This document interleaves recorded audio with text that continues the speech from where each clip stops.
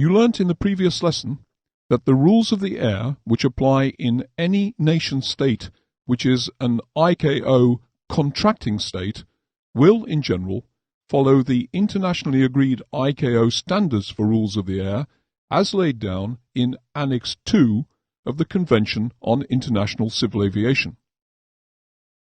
However, you have also learnt that each ICAO contracting state, while undertaking to endeavour to apply the ICAO agreed rules, may interpret the ICAO rules in the context of its own particular requirements.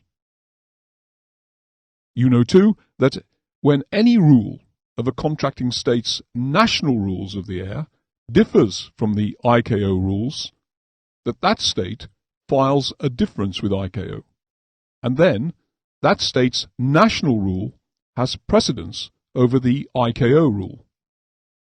In general, then, you will find that, taken as a whole, the rules of the air of any ICAO contracting state in which you fly will be very similar indeed to the rules of any other contracting state. But as a pilot in command, it is your responsibility to be familiar with any national differences and to give those differences precedence over ICAO rules of the air.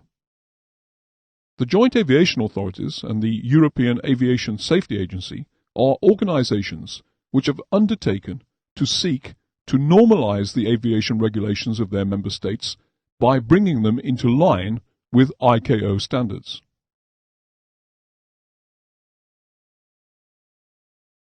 As this computer-based training course is a course for students studying for a JAR FCL pilot's license, the rules of the air taught in this course are the internationally agreed ICAO rules of the air laid down in Annex 2 of the ICAO Convention on International Civil Aviation. Here is the contents page of ICAO Annex 2 Rules of the Air. Scroll through it and take a look at the topics covered.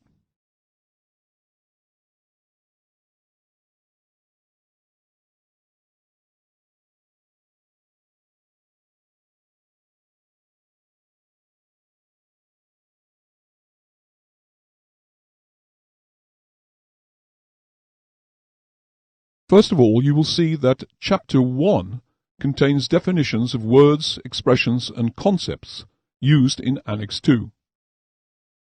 Here is the first page of the ICAO Annex 2 definitions.